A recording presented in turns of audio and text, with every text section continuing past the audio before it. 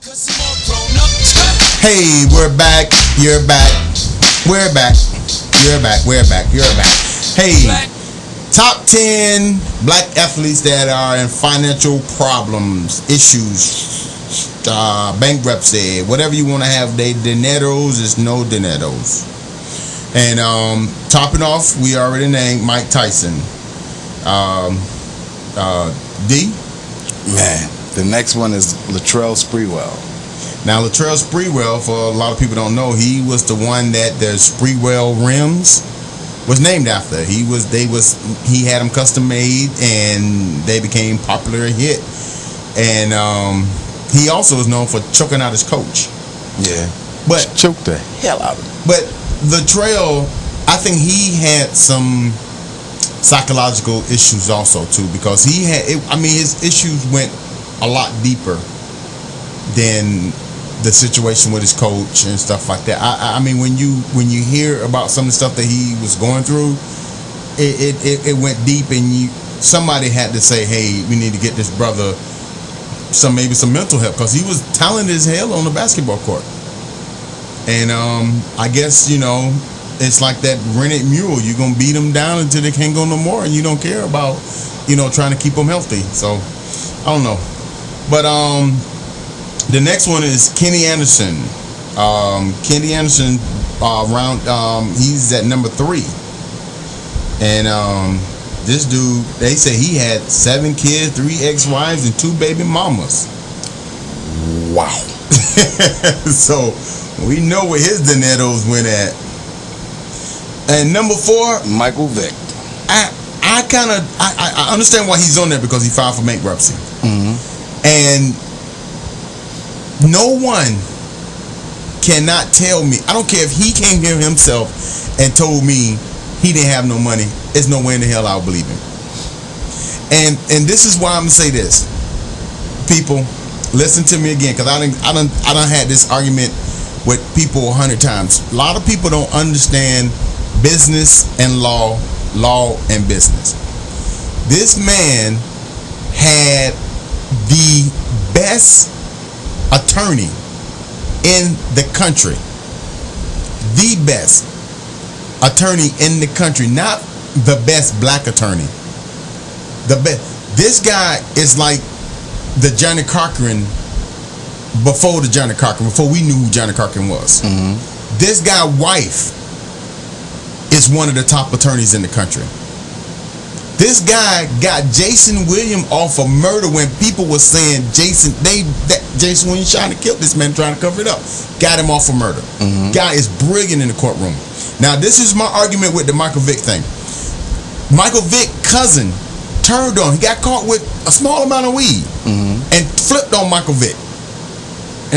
Told him everything. So now this is my argument. This is what I believe happened. This attorney came to Michael Vick, say, A, you got to get your money out of the country. Whatever money you got in the country, get it out the country. That's one. Number 2, Michael Vick, you have to think about this. We can beat this dog charge. But what about your career? Or do you have any aspiration to continue to want to play football? Now, if the answer is yes, this is what you have to do. You're going to have to go ahead, plead guilty, say I'm sorry, do whatever, do get some PR, public relation things going on, and we go ahead and get your career reestablished. Mm-hmm. But you're going to have to do it. Now, if you don't have no aspiration, we can go to court and fight it, but you never play football again. You might be one of the most hated men in the country. Mm-hmm. But we can beat it. In the so-called free world. Yeah. Because his case was about dogs, not humans. Exactly. But if everybody remember now, this I don't know if you caught it. I caught you. I caught it. I don't know if they caught it. But you know what? The thing is, the state dropped the charges. A lot of people always forget this. The state of Virginia dropped the charges. The federal government picked the charges up. Now, if everybody remember, the Attorney General Gonzalez was firing a lot of U.S. attorneys for not prosecuting certain particular trials, cases. He was firing them. As a matter of fact, it was a big class action lawsuit against the government under Bush administration when he appointed Gonzalez as the U.S. The General Attorney General in the federal government.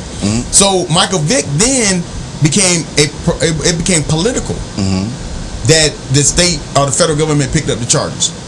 So it became political. They didn't have no case against him. It was Michael Vick could have denied it. Nobody ever witnessed him, or no witness ever came forward and said, "I seen Michael Vick do this." His cousin who got caught said he did it. Now, the other cousins, after Michael Vick said, "I'm gonna plead not guilty. I'm gonna plead guilty and just confess to everything," I already got what I'm gonna do in place. Now y'all guys gonna have to scramble to get what y'all gonna do. So, and then that's when they decided to go ahead and turn. Because Michael Vick already knew what was going on. He could have fought it. But see, a lot of people look at the fact, oh, he's broke, oh, he did this, he did that. Now, I think it was a method to salvaging his career. And I hate when I do this. It's an interesting theory. And I believe it because it's a TV show that Kerry Washington plays on. Where she's like this political fixer. Now the story is based on a true story, a person. And when before we leave the break, I'm gonna come back. But I'm gonna let you know the name of the show and who it is. But Kerry Washington plays this political fixer. She done worked on all the top political the Bill Clinton scandal. Anything big that happened political, she was a part of. She was on the Michael Vick team. So he had an all-star team. She gonna tell me, I'm gonna tell you how we're gonna fix it. And look what they did. This man, he pled not guilty. He pled guilty. He went and did his year and a half in prison. He came out, got a mediocre contract. He went to Philly, but I think it was by strategy. Look at Philly. Philly is one of the rudest when it comes to sports venues. It's one of the rudest states to perform in because the fans there don't care. They just care about championship. I think a lot of the Philly people don't care about dogs. First thing they hollering, dog. Who gives a fuck about a dog? He couldn't have came to the South and did that. He couldn't have played in Texas. He couldn't have played in. He couldn't have came back to Atlanta. He couldn't have went to Florida because these country folks love their dogs. So I think that's my theory. I think that he knew what he was facing, what was going to happen, and which it still troubles me. Why you say that? It troubles me because there seems to be a greater. Not saying that any species of life should be mistreated, but the reality is that most of the different food products that we consume, those animals are definitely mistreated. So it's like, okay, you can hunt this, but you can't hunt that. You can eat this, but you can't eat that. And it's like, you can kill this, but you can't kill that. It just seems that there's a greater empathy towards what happens to dogs than human beings. And that's one of the part that it actually is disturbing, because if he would have killed and drowned some black kids, maybe he wouldn't have. That might have been an organization in America that had given him an award on the sly. Now, I had to Google real quick. The Kerry Washington character is Olivia Pope, and the name of the show is called Scandal. Okay. And Olivia Pope is a real person. Okay. It's a real person, and she done worked on any political scandal, anything that went on political that you can think of within this decade. She was part of that too. John Edwards, Bill Clinton. She's brilliant. The character and the person.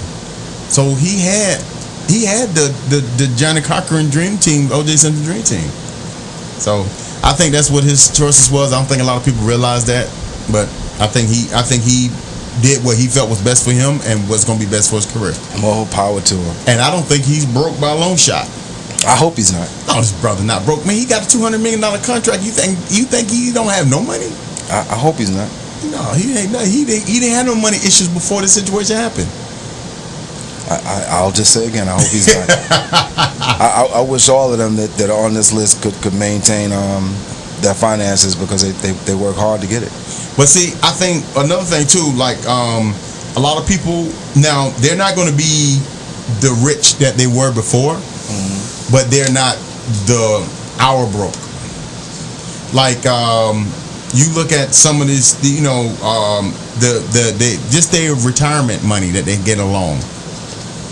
Their pension, their retirement alone is hundreds of thousands of dollars a year. So, you know, they not be able to ball out of control and jet skate all over the country, but they can sit back and don't do no work, none, and still live comfortable. Not comfortable, they're comfortable. Not they're comfortable, but you know, like our comfortable. Yeah, $200,000 a year, you can live pretty good. Yeah, you can. Yeah. But number 5. Yeah, we can. Yeah, we can. Now they'll probably be depressed. Sad like a bug. I can't believe. I'm reduced only 10 grand a month, 20 grand a month. Where they could think back when they used to blow that. Like I can't believe what I'm driving. I'm on a 500 Mercedes Benz. You know, only, yeah, only. But number 5 is my man Lawrence Taylor. Lawrence, LT. Him and them young girls and drugs. Man, that's something else. That's a bad combination. Number 6 is my girl, Marion Jones. Track star. 3 gold medals and 2 bronze. She got caught in the steroid scandal, and her ex-husband was the one that dropped the dime on her, huh? Yes. And I could not believe that joker told. They was going through divorce at the time, so he probably like, hell, I'm gonna tell everything, because he was a shot putter, disc thrower, you know. And he told, and she admitted. I would have denied it, because she wasn't running track anymore. She wasn't running anymore. She had nothing to lose by denying it. That if you're gonna say I did it, then prove me guilty in the court. I'm not running. I don't have no professional career no more as far as track and field. But she played. I guess she did what she thought was good and conscious in her heart, and she said go. She played out to it, and I think they tried to strip her of her gold medals, or they did. I wouldn't have gave them up. I'd say, hey, I pawned them. I'd have put them jokers in the safe deposit box somewhere in my little cousin name. Somebody they would have never thought about. Your little cousin Boo Boo. Yeah, somebody that I don't even talk to on a regular. Boo Boo McDaniels. Dan, come in, hey. But Marion Jones, number 6. Number 7, Derek Coleman. Derek Coleman, he's not real known, but hey, they say he earned $87 million. Oh, and he's $4 million in the hole. Then we got number 8, Scottie Pippen. Scottie Pippen. I got this funny thing. I know this guy. It had nothing to do with the story, but I have to tell it. I'm hanging out. We went clubbing one night. Me and a couple other fellas. We sitting around the house and had nothing to do, so we decided we're gonna go out to a club, a bar. And when we got there, it was this girl that was in there, looked just like Scottie Pippen.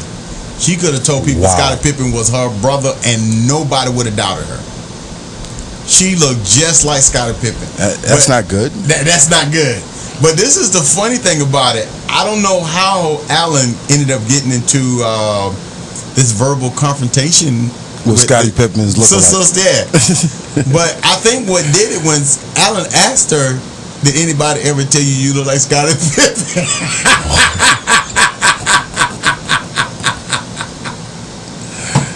Wow. He asked her, and that was, oh my goodness. All hell broke loose.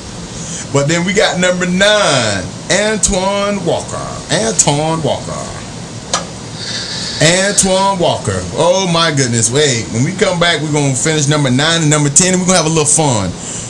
What's a real man? Hey, you tune into TriStar Radio.